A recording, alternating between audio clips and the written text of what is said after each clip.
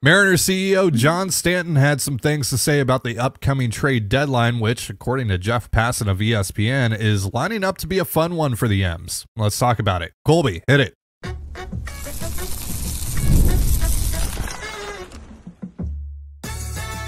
You are Locked On Mariners, your daily Seattle Mariners podcast, part of the Locked On Podcast Network, your team every day.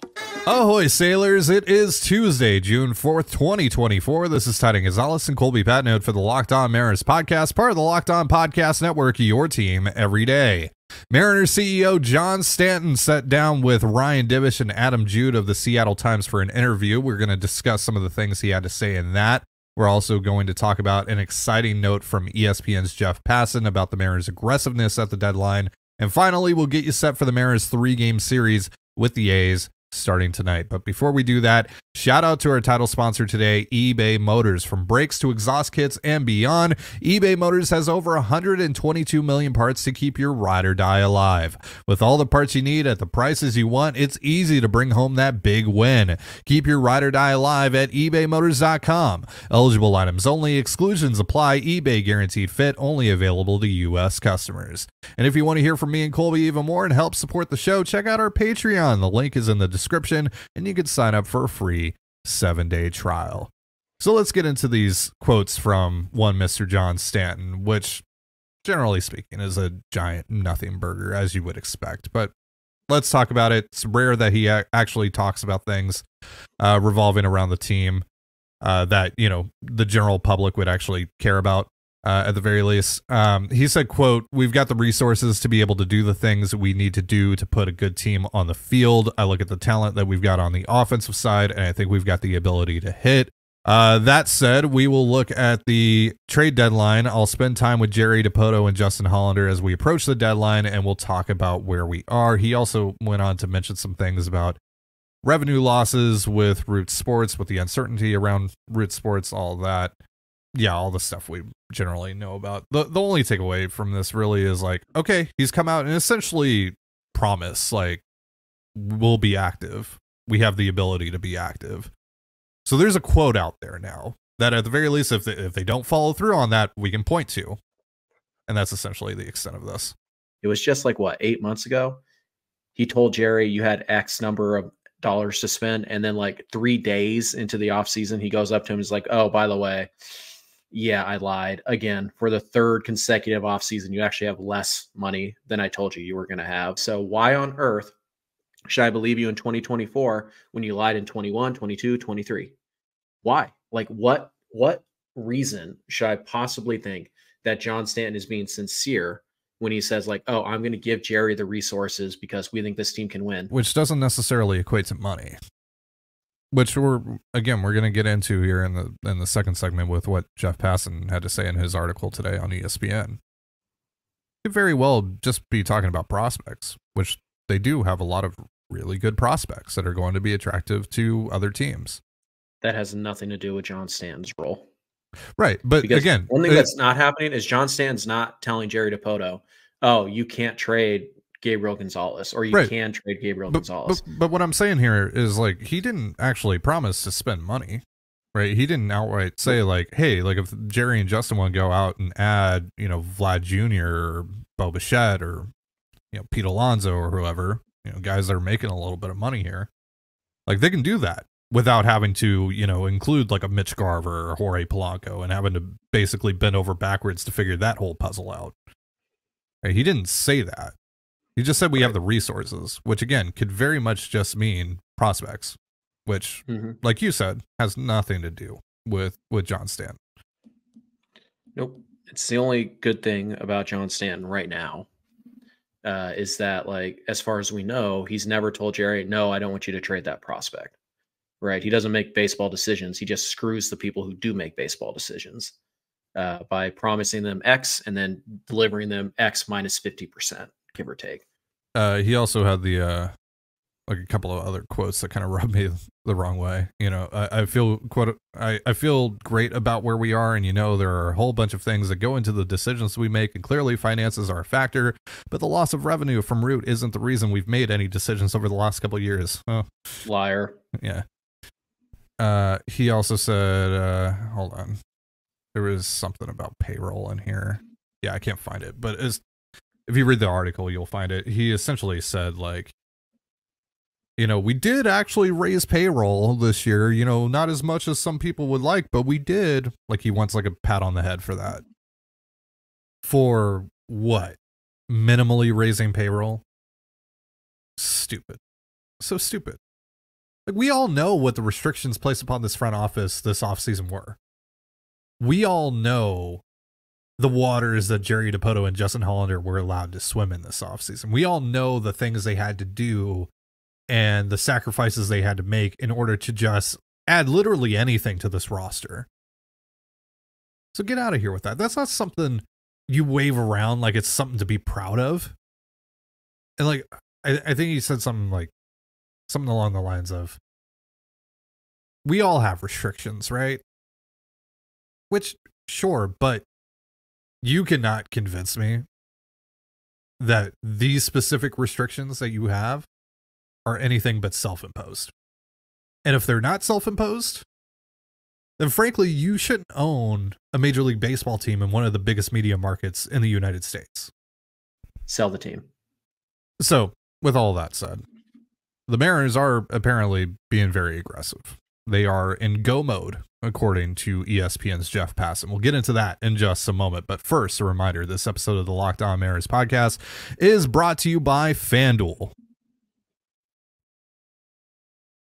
It's winner take all time in the NBA and NHL, and FanDuel is giving you a shot to bring home a big win of your own. Right now, new customers get $150 in bonus bets with any winning $5 bet. That's $150 to bet on spreads, money lines, player props, and more.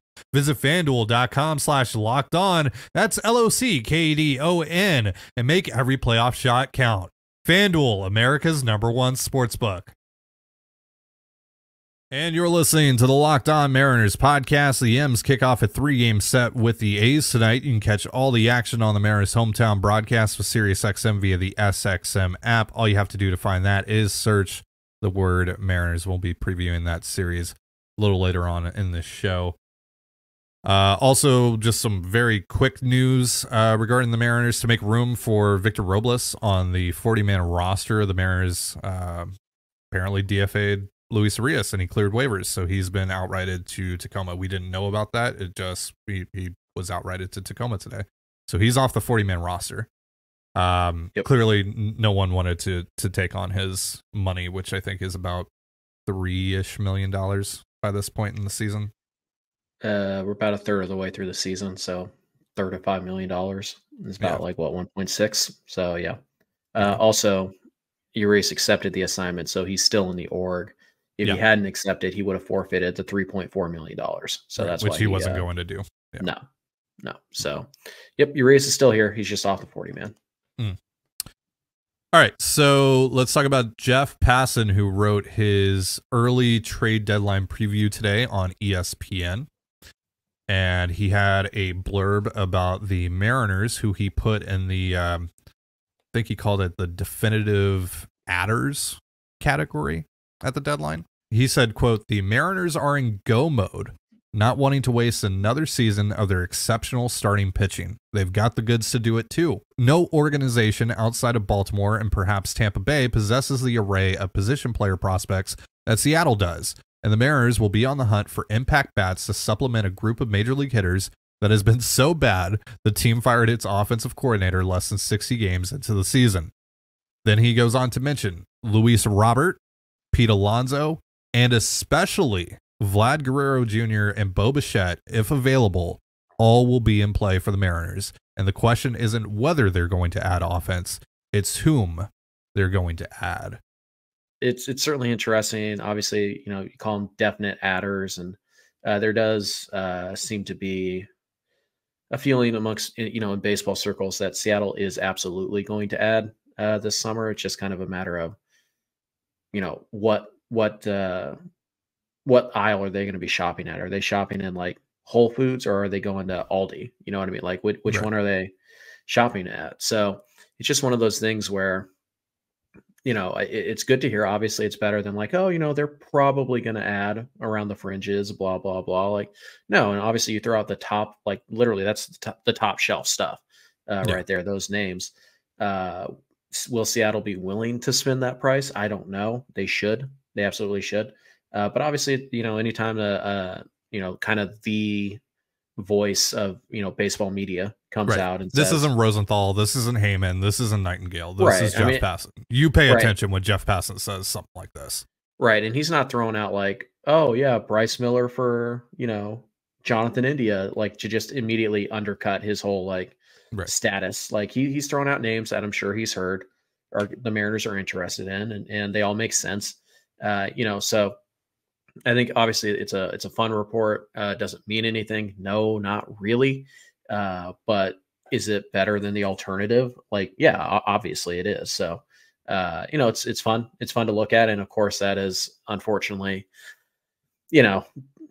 given everybody with a Twitter account an opinion on what the Mariners should or shouldn't do with their prospects. But, it's good to see. And obviously the specific listing of those players, tells me that they not only, are the Mariners probably going to have interest in them, but that Passan thinks that there is a pretty good chance that all of them are available to some degree this summer. And we know for sure that like Alonso is going to be available, but and we know that Robert probably should be. And then Bichette and Vlad, like I know that the GM came out and said like, oh no, we have no intention of trading. Of course he's going to say that, guys. Of course. It's June 4th. Like they're not out of it yet. So talk to me again on like July 20 and we'll see where they're at. And then we'll know for sure whether or not they're actually available or not. Right. Also, Luis Robert, speaking of him, just got activated from his rehab assignment. So he's back and playing as of now, as of today. Sure. So, a lot of that, obviously, his availability, the potential of the Mariners adding him depends on him being able to stay healthy between now and the deadline. So we'll have to monitor that. But yeah, it's that's exciting to hear. Certainly when the top guy says like, yeah, the Mariners are going to add. It's a matter of who they're going to add. And mentioning those top shelf guys, like you mentioned, like seems like the Mariners are planning on shopping at Nordstrom this summer. So that's pretty nice to hear. It's interesting what we've determined as the high end. Sure. You're going with Nordstrom, really? Yeah, I'll go with Nordstrom. As opposed to, like, what's the low end on that scale? Walmart. Okay. Yeah, I don't know. Value Village. No free ads. Expensive than Walmart now. No free ads, but Dollar General. I can keep going here. Not financial advice. So this kind of leads us into another discussion that I know you wanted to have today. And that's the topic of trading prospects, right? Mariners are in a division lead by 4.5 games. It's a season high now as of last night with the Rangers losing to the Tigers. When we have these discussions about the trade deadline, it should go without saying, like, we are just assuming the Mariners are pretty much in the same position that they're in right now by that point, right? We were talking as if that is the case. So assuming that is the case, like Jeff Passan mentioned, they have to be in go mode. Have to be. This is their best opportunity to win a championship in 23 years, essentially. Yep. So a lot of people, though, seen it. It's not just on Twitter. You see it on Reddit. You see it in some, private groups. Any sort of corner you can find of Mariners fandom online. There's a certain group of people that are hesitant about trading prospects, despite the great opportunity at the Mariners' hands. I don't agree with that whatsoever. I know you don't agree with that whatsoever. Floor is yours to share your thoughts on that. Yeah, you people are cowards. You're right there with John Stanton. How dare you? You have a chance to win your first division in 23 years, right?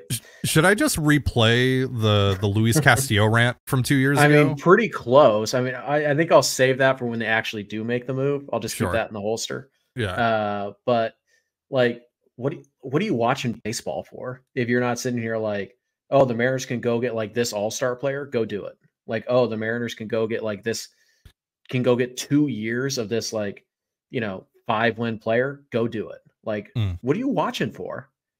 Because like this idea that like, oh, Laz Montes should be untouchable. Like what? What? No one should be untouchable. The 19-year-old dude who has to hit like 35% above league average to have any value whatsoever. That's the dude you don't want to trade. You don't want to trade Cole Young because he might be Adam Frazier. You don't want to trade Harry Ford because, oh, maybe he can catch and he had a really good 2 months at AA. Like, really? You don't want to trade those guys for a freaking all-star? Let's make it clear, first and foremost. Like, we like all of those guys a lot. Yeah, we're very excited about them. And if they do stay in the organization, great. Awesome. Cool. Very excited about that. But what's most important here is the 2024 ball club. We're at that point now in the Mariners window where the most important Mariners team is the current one. Yeah, you have a, once or twice in a franchise type of starting rotation right now, all of whom are controlled for the next 4 years plus. You essentially have the baseball equivalent of the great, good, whatever quarterback on a rookie contract. Right. But you're running out of time on that because now you have to pay Logan. Next year, you're going to have to pay George. You got 3 years before those guys are making anywhere close to market value. You have to take advantage of that. And but this idea that like, oh, well, the Mariners in the past, they traded, David Ortiz. What does that have to do with anything that's happening here? Like, are you stupid? Yes, by the way, the answer is yes. You're a moron if you're thinking traded David Ortiz 35 years ago is the equivalent of trading Laz Montes. You don't know that. Colby's in a name-calling mood today, if you couldn't tell. It boggles my mind that people will sit here 8 months ago, fire Jerry DiPoto. He only wants to win 85 games a year. That's his whole goal. And then when they get a chance to do something important and win the division and maybe make a run at a World Series, it's, oh, we can't trade Laz. He's 19. He might be Yordan Alvarez. Right. Oh, we can't trade Harry Ford for Bo Bichette. Harry Ford could be anything. He could even maybe be Bo Bichette. Like, what are we talking about? Do you want to win the World Series or do you not? Because if you want to win the World Series, shut up with this whole like, oh, there's all these untouchables in our system. No, there's obviously nuance to this. I'm not saying you go trade Colt Emerson for Tanner Scott. Nobody is. All right. Yeah. But this idea that you wouldn't trade Colt Emerson for, I don't know, like pick the guy, like 3 years of this, 130 WRC plus 4-win player. Like, why not? Don't you want to win? Right. Why are you worried about the 2028 Mariners right now? But also, like, they've rebuilt this farm twice in the span of 5 years to one of the best in baseball.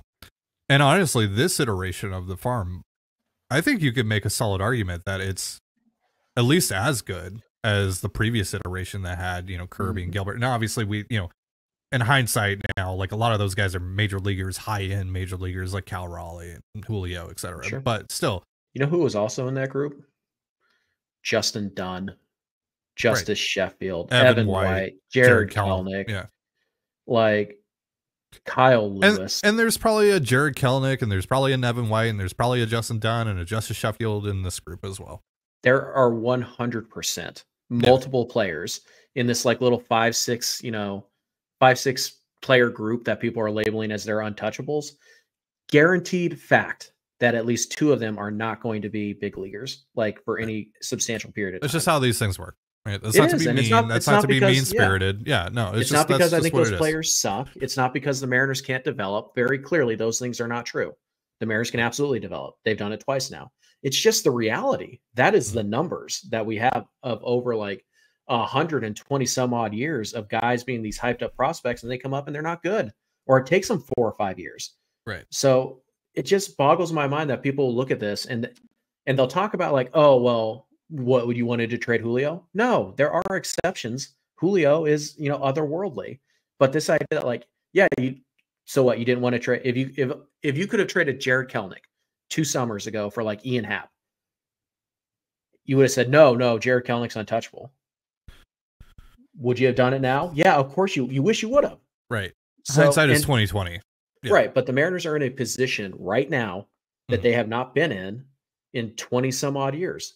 So either you want to win the World Series, you want to win the American League West, you want to make a deep playoff run, or you want the 54% model. Right. And you just hope that you win the wild card a couple years, and maybe one year you get really lucky. And by the way, this is all in a ticking clock because Kirby, Gilbert, Cal, those guys are all going to have to get paid sooner or later. And I think we know, just based on John Stanton in general, that they're not going to pay all three of those guys. They're going to have to trade one or two of those guys. Yeah. So this idea that like, oh no, just keep them and then extend everybody and just continue to build from within, it doesn't work this way. The Dodgers don't do this. The Astros don't do this. They supplement, they make trades, they're aggressive. And you know what? Sometimes when you make big trades, you miss. Right. That's why you have to be consistently good at developing, drafting, signing and trading off. It's this cycle where you have to continue to like replenish the farm system at the appropriate time, but also you have to use the farm system to get better at the big league level. That is what it is there for. That is, it's care if the Arkansas Travelers win the Texas League. You don't. Yeah. You care if the Seattle Mariners win the American League West. That's what you care. That's why you're watching the show. Right. Yeah. No, absolutely. Figure it out. Yeah. So get it together. The thing that blows my mind, like I can wrap my head around a little bit easier, the hesitancy to trade guys that are closer to the big leagues, but like this whole, well, you can't trade Johnny Farmello, you can't trade Ty Pete, and again, really like those guys. Think they have very high ceilings. But this idea that you just can't trade those guys is absurd to me. It's absurd. The Mariners need to get better, right? By any means necessary. That's just the fact of the matter here. They have a great opportunity at their hands. The AL West is painfully mid this year. You got to take advantage of that. And so going off of what Jeff Passan said today in his article, seems like the Mariners are willing to do that. So whether you like it or not, just going to warn you now, assuming the Mariners don't crater here over the next 6-7 weeks, they're probably a long 6 weeks. they're probably going to do this. They're probably going to make a trade that for a lot of you, that like these prospects, love these prospects, it's going to stink. It's going to really hurt. So let's get you set for this upcoming series with the A's. Mariners looking to stay on a roll off of the coming off of the great homestand and then their first off day in 17 days. We'll see if they come out of this thing fresh and looking to take advantage of going up against a pretty weak opponent. Obviously, a little pesky, but certainly a weak opponent. So we're going to go over that in just a moment. But first, a reminder, this episode of the Locked On Mariners podcast is brought to you by eBay Motors. Passion, drive, and patience. What brings home the winning trophy is also what keeps your ride or die alive. eBay Motors has everything you need to maintain your vehicle and level it up to peak performance. From superchargers, roof racks, exhaust kits, LED headlights, and more. Whether you're into speed, power, or style, eBay Motors has got you covered. And with over 122 million parts to choose from, you'll always find exactly what you're looking for. With eBay Guaranteed Fit, your part is guaranteed to fit your ride every time or your money back. Because with eBay Motors, you're burning rubber, not cash. With all the parts you need at the prices you want, it's easy to turn your car into an MVP and bring home that win. Keep your ride or die alive at ebaymotors.com. Again, that is ebaymotors.com. Eligible items only. Exclusions apply. eBay Guaranteed Fit only available to U.S. customers. And you're listening to the Locked On Mariners podcast. Once again, you can catch this upcoming 3-game set with the A's and the Mariners on the Mariners Hometown broadcast of SiriusXM via the SXM app. All you have to do to find that is search the word Mariners, and that's what we're going to be talking about right now. 3-game set in Oakland. Day game on Thursday. We'll have a post-game show for you after that one. What are your thoughts heading into the series, Colby? Yeah, tonight's going to be pretty telling. You get obviously your first day off, and in 2.5 weeks, you're on the road. There's going to be no energy in that stadium. Nobody goes to those games. You're playing an inferior opponent. You're facing, kind of a nobody, number 5, number 6 type of starter. What's the energy level going to be? Are they going to, play up? Are they going to put down the A's early, or are they going to let them hang around? And we know the A's can hit a little bit, certainly. So these are not, roll into town, roll out of bed and just get 3 dubs and get out of town. This is, you got to, put up an effort here because you are facing an opponent that can hit the ball a little bit. You're facing an opponent that really has nothing to lose, and they're going to go out there. They're going to play hard, even though there's nobody in that stadium. You have to match the energy of like a home series, like you played this weekend. You have to match that energy in a stadium that will give you none of it. Like you have to create your own juice when you go down to Oakland, and done that for the most part over the last couple of years. But yeah, tonight will be a pretty telling because, again, first game in a new town. Traditionally, that's been a bit of a struggle for the Mariners, but also it's Oakland where nobody's going to be at the games. You're playing a team that you know you should beat. You have a massive pitching advantage all 3 games, but you let this Oakland team hang around a little bit, they're going to beat you. So, we saw that last time we played them. It was Saturday. You needed to make the one big pitch. They got the double and they scored 2 runs. It's 3-1 and it's over. Right. So, and also, obviously you don't want to be down in the 8th and the 9th, ideally, because you don't want to face Mason Miller, who's been a little more human recently, but still very, very good. And Lucas Erceg. So you don't want to face those guys down. So get a lead early and just kind of, step on their throats early in this game. And you have a real good chance to win all 3 of these games. The goal is always find a way to win the series. So even though a sweep would be nice, you try to be realistic here, and Oakland is certainly not a pushover. So if you can find a way to win 2 or 3, regardless of how it looks, go off to Kansas City, which is going to be an extremely difficult weekend series. You feel pretty good about, where you're at heading into that series. But I think tonight will tell us a lot about where this team's head's at. Yeah. You mentioned Erceg. He's actually on the IL right now. Landed on the IL a few days ago with a forearm thing. So that's brutal for him. Austin Adams still there, so still have Austin Adams, and then obviously Mason Miller is arguably the best reliever in all of baseball. Maybe don't leave Oakland without Austin Adams. Just an idea. It'd be cool if there was like a reverse Kendall Graveman situation where we get a tweet that's like, Austin Adams is wearing a Mariners hat right now. He's playing catch with the Mariners. Yeah. Again. Yeah. It wouldn't be the worst thing in the world if it was also, and look, so with Brent Rooker. Brent Rooker is also wearing a Mariners hat. That would be great. Oh, interesting. Okay. Wow. That would be very cool. That'd be a fun day. Yeah. Just something to think about. Yeah, certainly. The biggest storyline for me in this series, probably Brian Wu in that last game. We'll have more, another opportunity to talk about him later this week. But yeah, it's going to be, keeping an eye on that arm, right? It's kind of weird that they mentioned that he didn't throw his bullpen before his last start, and he had kind of an arm thing, but they still started him. A lot of questions that crop up because of that. They seem to imply that the extra day's rest was going to be huge for him. Yeah. So we'll see what that means, if anything. I think the thing I'm looking for is, like, does the offense carry over after a really good weekend? Because you're facing a similar pitching staff, not in the back end of their bullpen, but similar rotation where it's like, yeah, you know what? You should jump on these guys. You should score 4, 5, 6 runs. Will that carry over on the road? Again, in a ballpark where there's just no energy. Like, my fear is that they just come out flat and they just kind of play down, and then they it's 2-1 or something in the 7th, and then Ryan Stanek gives up a 3-run bomb, and all of a sudden, like, yep, that's a loss. Like, so play with some energy, jump on these guys early, make them play from behind early, and just do what you do. Pitch the heck out of it. Hopefully your starters go 6 and 7, so you can kind of protect the bullpen a little bit, and just go in 2 out of 3 against a bad team. Shouldn't be that hard to do, but baseball is incredibly hard. All right.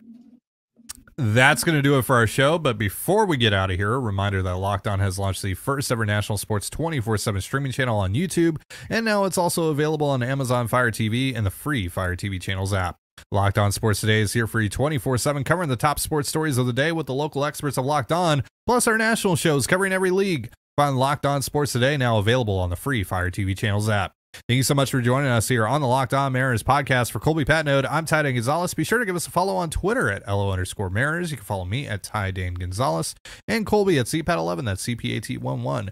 You can also find all that stuff in the description of this episode. Have yourself a beautiful baseball day, and we'll see you next time. Peace.